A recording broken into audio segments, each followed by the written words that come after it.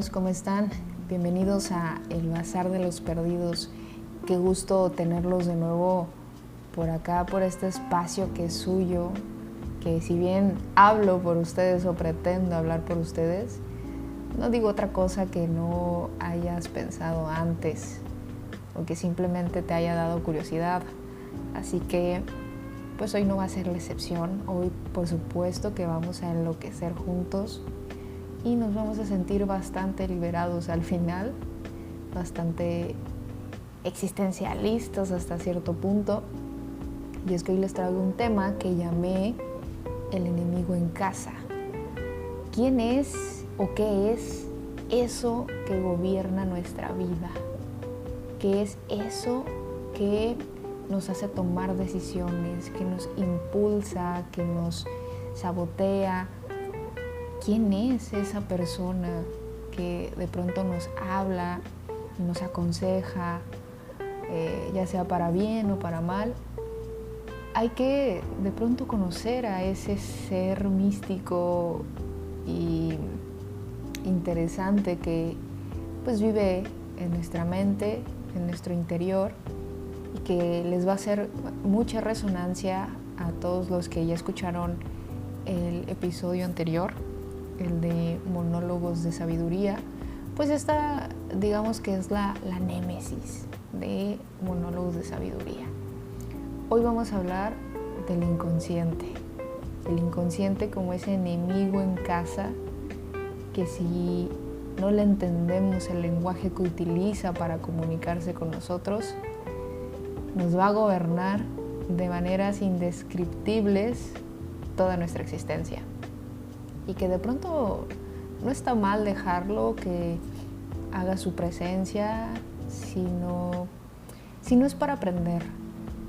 Es imposible que dominemos todas las esferas de nuestras vidas, pero creo que lo interesante de poder razonar sobre algo es intentarlo, es explorar este mundo interno y maravilloso y complejo que tenemos los seres humanos. Hoy, por supuesto, que haremos un recorrido bien filosófico de los puntos de vista del inconsciente que se han desarrollado dentro de la filosofía misma.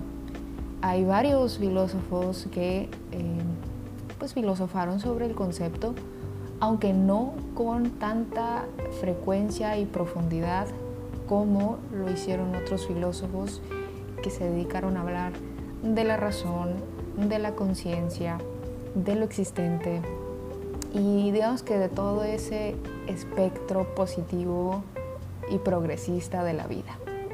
Nos vamos a enfocar en estos filósofos místicos que hicieron todo un esfuerzo por hablar de aquello que no conocen, pero que pues por supuesto lo han sentido y lo vivieron en carne propia, que es el inconsciente.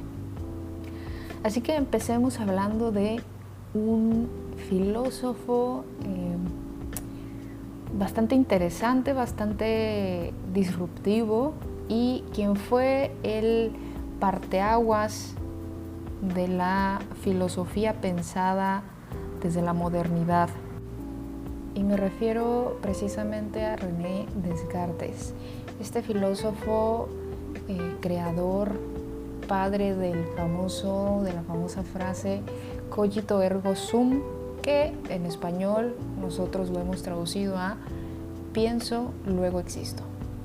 ¿Por qué vamos a partir de Descartes para hablar del inconsciente utilizando esta frase que vendría a decir todo lo contrario de lo que queremos decir?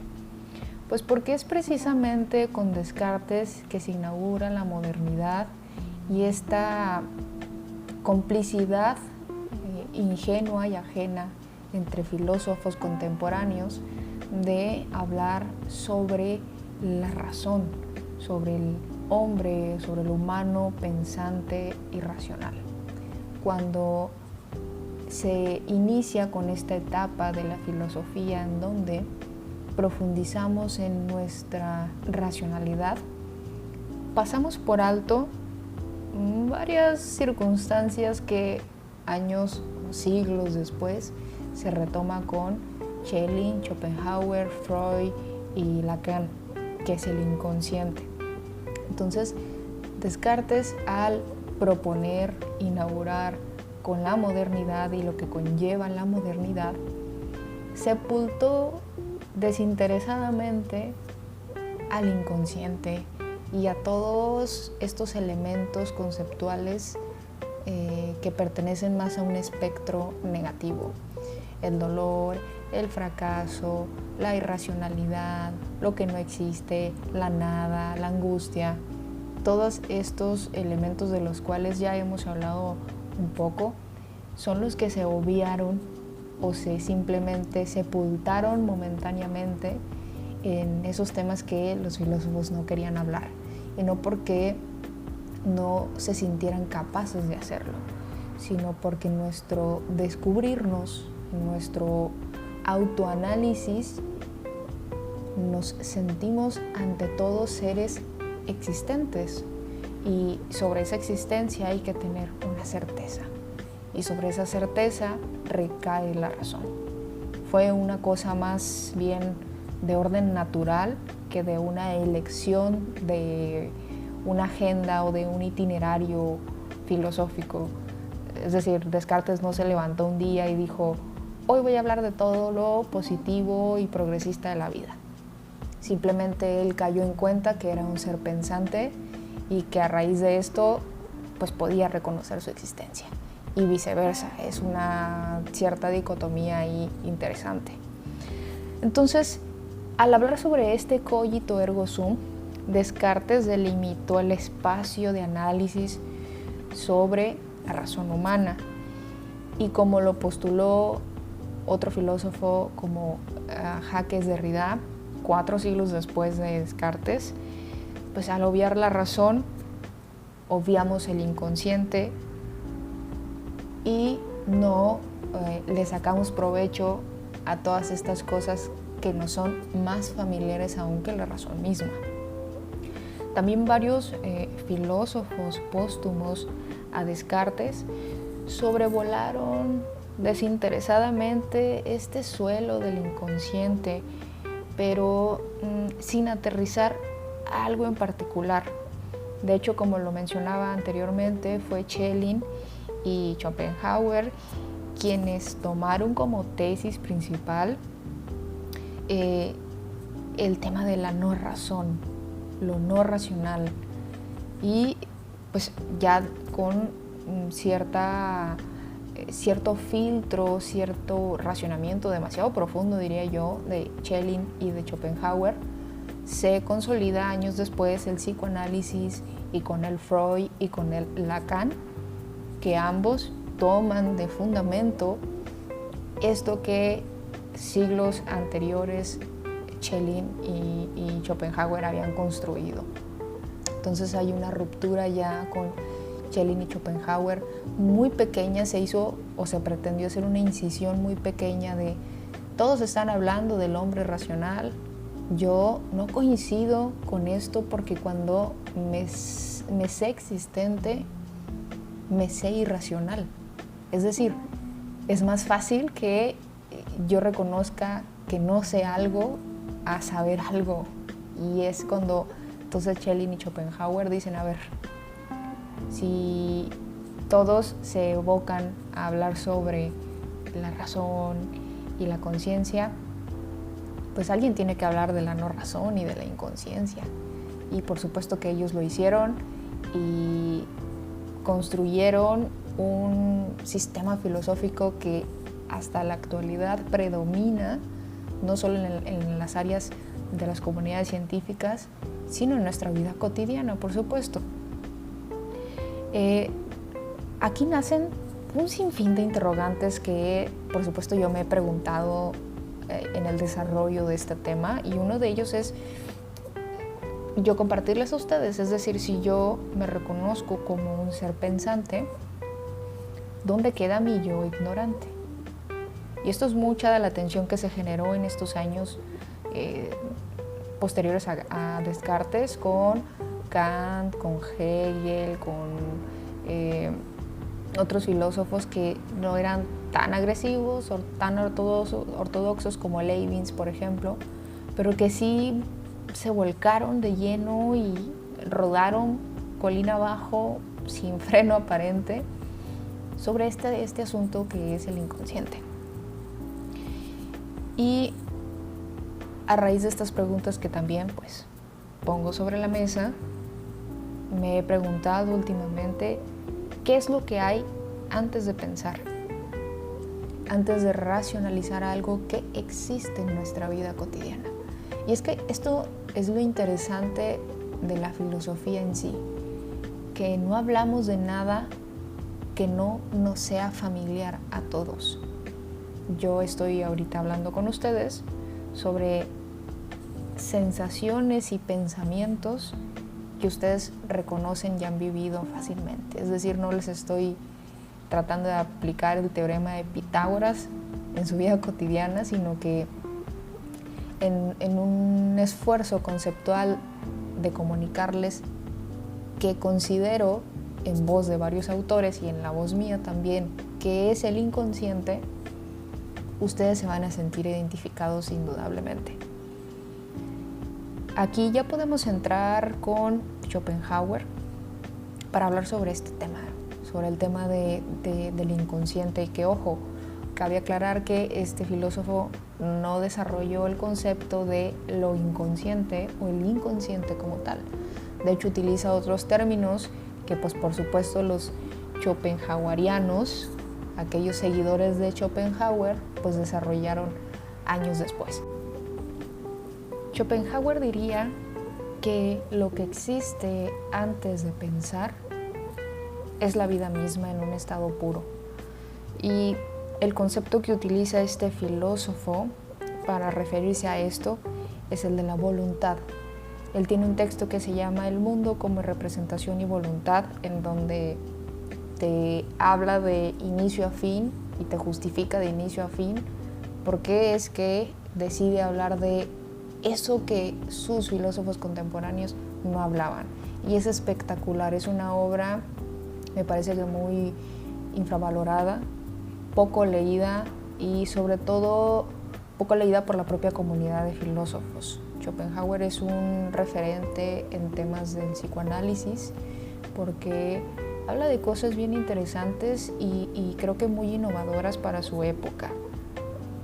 En este término de la voluntad quizás nos resulte familiar relacionar la voluntad como pues, la acción de elegir algo de manera consciente. Esa es, digamos, que la noción que tenemos de la voluntad de manera común y corriente. Pero pues, Schopenhauer opina lo contrario. De hecho, para Schopenhauer la voluntad es un principio carente de fundamento. Está en nosotros como algo que busca vivir, pero que pues, en su explicación no encuentra conceptos universalmente válidos y adecuados para explicar por qué ha actuado o decidido de tal o cual manera. Un ejemplo de esto puede ser incluso el concepto de libertad misma, es decir, podemos explicar lo que ciertos actos llamamos como libres, pero si nos preguntan qué es la libertad en sí misma, pues nos quedamos en blanco, no sabemos qué decir al respecto. Y aquí es donde nace el conflicto y el malestar de sabernos existentes. Por un lado, digo que soy lo que soy, pero no puedo explicarlo. Y pues por supuesto que para Schopenhauer esto no se trata de una falta de autoconocimiento, no es el desconocimiento de sí mismo el que nos limite a explicarlo, sino es más bien la propia esencia de la voluntad del mundo y de los individuos. De aquí también que se le relacione mucho a Schopenhauer con una corriente filosófica llamada vitalismo, en donde pues esto sustenta, es decir, el vitalismo sustenta que la vida es vida a partir de la incertidumbre, al menos el vitalismo descrito y catalogado como vitalismo por algunos autores de Schopenhauer. Entonces, lo que me impulsa, lo que me da vitalidad en mi vida es reconocer que soy un ser incierto, un ser irracional y un ser desconocido para mí mismo.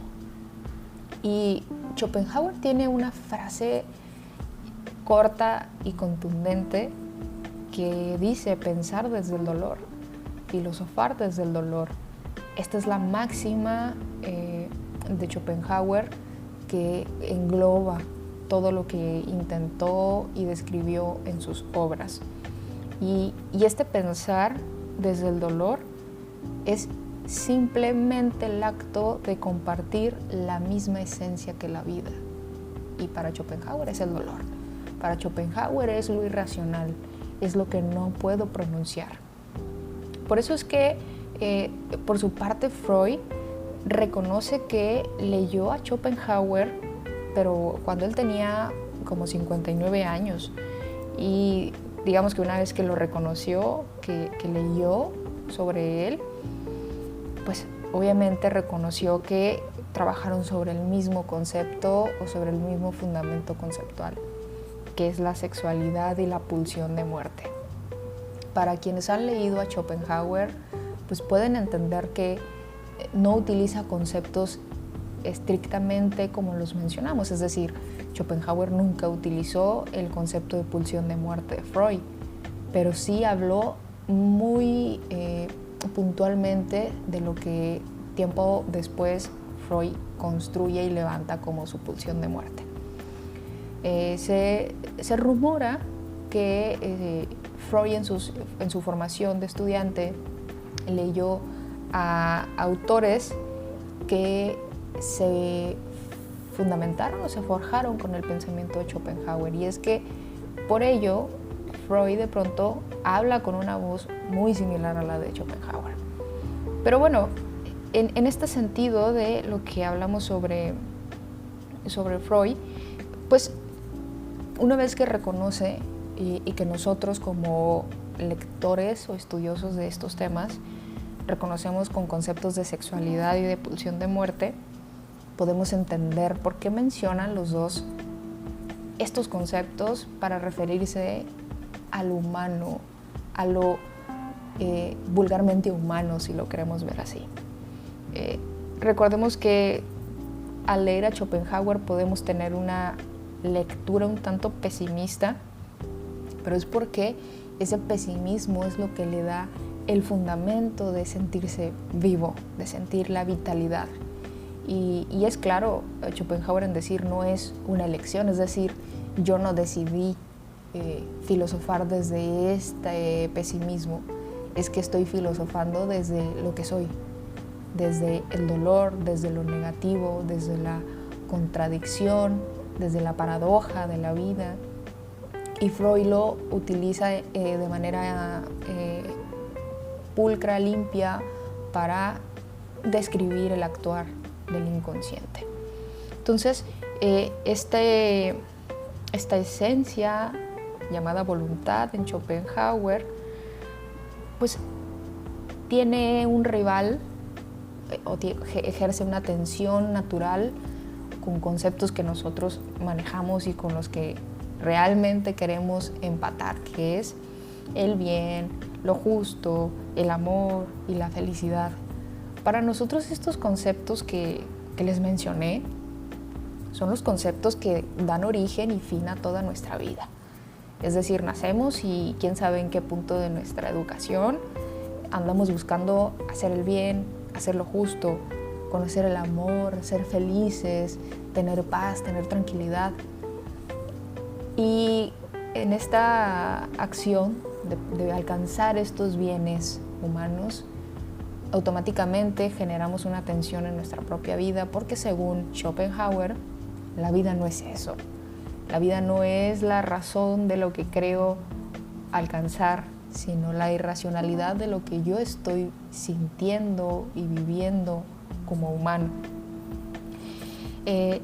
Aquí que nazca también el hilo conductor que une a Freud y a Schopenhauer con la parte que les mencionaba de la pulsión de muerte.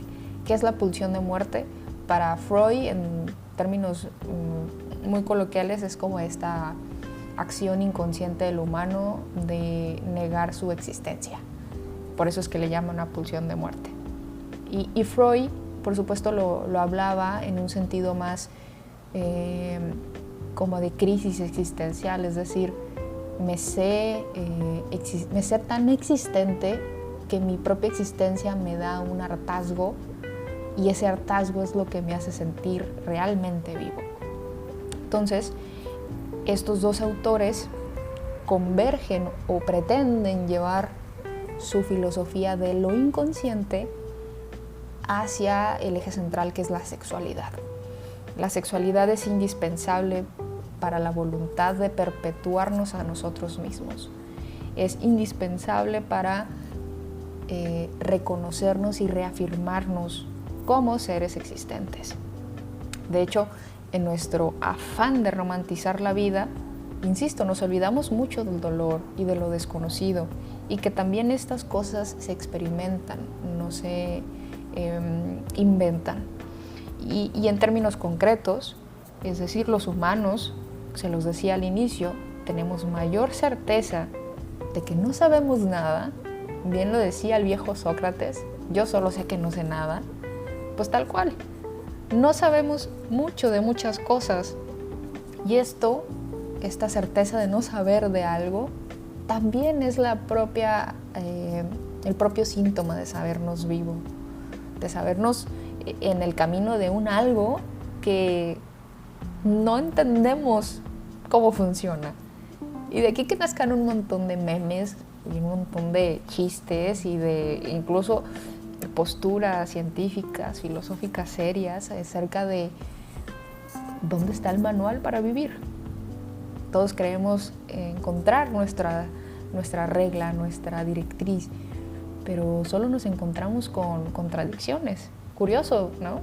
Schopenhauer pudo haber pensado eso. Qué curioso buscar algo que no sabemos que existe. En cambio, sí sé qué es el dolor y puedo identificarlo y verlo. Y nadie puede decir lo contrario. Es como si todos fuéramos más afín a la irracionalidad. Y si de la conciencia sabemos poco, del inconsciente sabemos menos. Pero esto no es por falta de elementos, sino más bien por una ceguera de taller. Años y años de pensarnos como seres racionales, por supuesto que sepultaron la certeza de sabernos irracionales. Y la ignorancia y la mediocridad no son pensamientos y acciones desprovistas de razón. No es que aquel que actúa tontamente sea en sí un tonto. Es más bien un ser al que le es ajeno su propio lenguaje.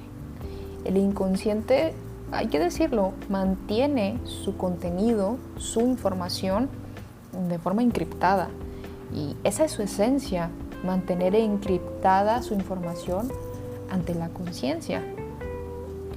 ¿Cuántas veces te has preguntado si el alma es consciente de lo que está imaginando? Aquí abordemos un elemento del inconsciente, que es la ilusión. La ilusión y el inconsciente de pronto manejan estructuras muy similares. Porque por un lado, cuando decimos que estoy imaginando algo, pues estamos diciendo o aluciendo que pensamos aleatoriamente con imágenes para explicar una situación, una emoción o algo al respecto. El inconsciente pues hace lo mismo. El inconsciente, cuando la conciencia quiere traerlo conceptualmente, es decir, cuando yo digo me cayó el 20 de algo, si no tengo mucha claridad en los conceptos que voy a utilizar para decir me pasa esto, o creo esto, o quiero esto, o no quiero esto, utilizamos metáforas o imágenes o ejemplos que me ayuden a comunicarle al otro, que puedo ser yo mismo o un otro ajeno a mí, lo que está guardado ahí en el inconsciente. Es decir, puede ser que de pronto le comparta a mi pareja que soy consciente de actitudes infantiles que tenía de niña cuando quería conseguir algo con mi papá. Por ejemplo, por decir algo, esa pretensión que tiene y ese esfuerzo también que usa la razón, que usamos para desencriptar lo que el inconsciente ha tenido ahí guardadito, pues es una acción que se basa de imágenes. Entonces, las imágenes han funcionado, o la simbología ha funcionado como base para el psicoanálisis. El psicoanálisis trabaja con esto, con la interpretación de símbolos, que si lo queremos ver en un término muy estricto, pues el símbolo es el inconsciente, ¿no? Por esta encriptación de la que les hablo. Entonces, ¿cómo es que podemos hablar del inconsciente si lo pensamos a través de la propia conciencia? ¿No es un poco contradictorio? ¿No es una paradoja extraña el querer hablar de algo que no conozco o quizás que no manejo su lenguaje? Para esto Schopenhauer diría en su texto, en su título de texto y obra monumental, el mundo es voluntad y representación. Es un constante acercarnos a la lejanía de la dolorosa certeza de lo que creemos ser.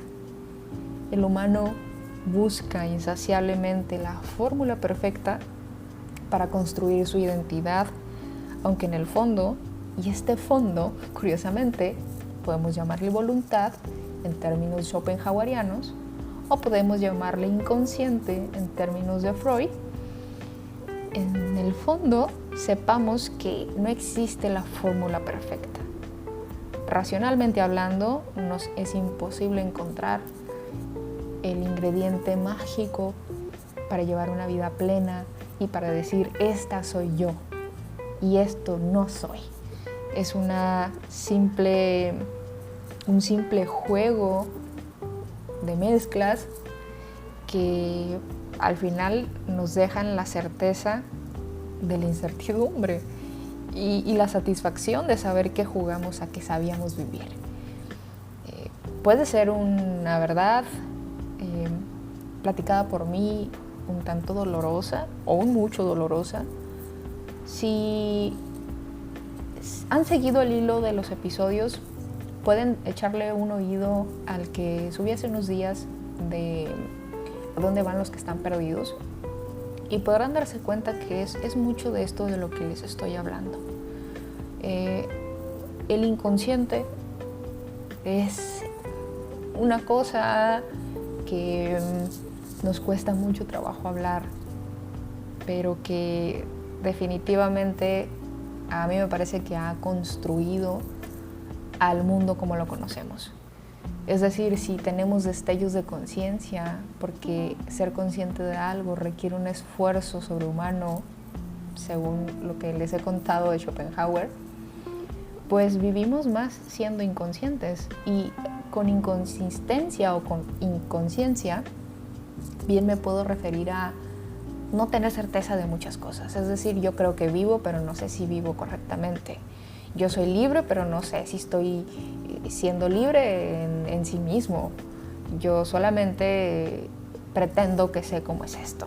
Entonces, bajo esa pretensión hay un olor fétido de azufre del inconsciente, por supuesto. Entonces, si seguimos esa lógica, para mí que el mundo, como lo conocemos, ha sido construido por el inconsciente. Imagínense qué pasaría si nosotros construyéramos la mayor parte de lo que creemos ser, socialmente hablando, con nuestras normas sociales, con nuestra vida cotidiana en general, con una conciencia muy despierta. Creo que es una utopía muy del humano creer y pretender alcanzar y despertar nuestra conciencia para construir un mundo mejor. Esa es la romantización que hacemos de la vida y eso nos vende la mercadotecnia. Y eso nos vende la educación misma. Por eso es que el inconsciente se relega mucho. El inconsciente no nos genera tanto esfuerzo mental, sino es más bien un esfuerzo emocional. Definitivamente me parece que aquellos que nos echamos clavados a ese mundo del inconsciente donde figura un lenguaje extraño, pues vivimos un poco cansados emocionalmente, porque bien lo decía al mencionar a Jacques Derrida, o a Jacques Derrida, este filósofo francés, con su concepto de la deconstrucción. Vamos echando tela hacia atrás para ver qué cosas hemos omitido, y a partir de eso, de lo que nadie habla, de lo que nadie reconoce, empezar a construir una identidad social, individual, familiar o como lo quieran llamar. Entonces, por supuesto que es desaprender. Su concepto lo dice, de construir un mundo desconocido, es aún más complejo. Schopenhauer trata de postular su filosofía con la intención de filosofar de una manera más tranquila. Es decir, a pesar de todo el caos que te genera leerlo, comprenderlo, asumirlo, más si lo lees también en voz de Freud, puede generarnos como mucha tensión. Pero esta tensión es la que nos libera, según Schopenhauer. Y esta tensión es la que nos libera, según también el psicoanálisis. ¿Cuál es el objetivo del psicoanálisis? Desarticular, simbólicamente hablando, lo que el lenguaje encripta y ver cuáles son sus raíces, de dónde viene tal o cual cosa. Y no quiere decir que una vez que yo comprenda el lenguaje de mi inconsciente voy a desarrollar mi potencial de cerebro, no, es más bien que me parece que para eso tenemos una vida, para conocer estas facetas de la existencia humana.